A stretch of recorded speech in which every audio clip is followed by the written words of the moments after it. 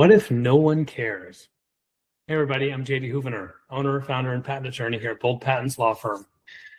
And this is one of those fears. It's very real. We all feel it. If you put yourself out there, build a product, will anybody care? Will anybody buy it? Well, with patent law, you want to be careful not to do the second step first.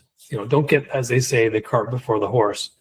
If you publish, sell, and go to market first, you run the risk of someone else getting that patent before you, or perhaps other competitors coming in and swarming out, sort of diluting any first-time mover advantage you have.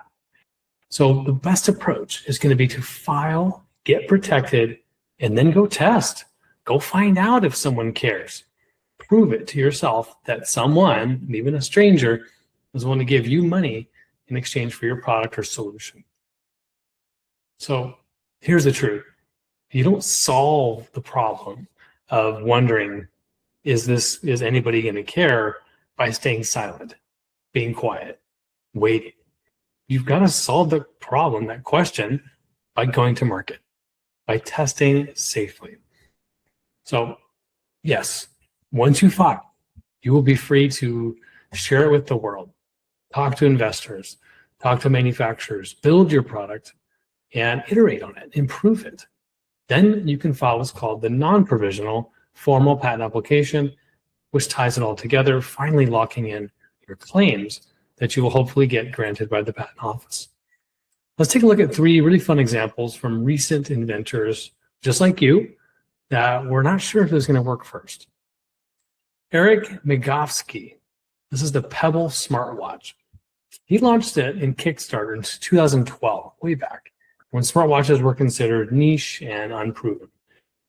He filed patents around the wearable notification systems aspect before he launched. He protected, then tested to see, does anybody care? Does anybody want to watch that gives notifications? Well, his campaign raised over $10 million. I know this was over 15 years ago, but it was one of Kickstarter's largest successes. He had no idea that it was going to be that big of a launch. Number 2, Ben Silberman, Pinterest.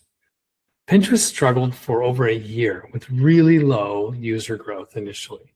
Many investors thought, nobody cares, it's just pictures. But they put patents around the recommendation systems, the computer-based implemented software that used the interface features, the pictures, that were able to follow people. And it helped the company iterate, change, and secure as they tested. As you know, Pinterest is a global platform today. Number 3 is Joe Gebbia with Airbnb. When Airbnb got started, people laughed at the idea of renting mattresses in strangers' homes. They filed patents early about the booking system, and they protected it and then launched and then stuck their neck out, talked to investors, and as we know, the rest is history. So by protecting first, then testing, they did it right and were able to secure protection for up to 20 years about their core process for booking Airbnb. So you don't need to have certainty up front. In fact, having questions is really wise and smart of you to be questioning if anybody's going to care. So test after protecting. If you have any questions, visit us at boldpatents.com. We'd be more than happy to help serve you. I'm JD Houvener, wishing you a great day. Go big, go bold.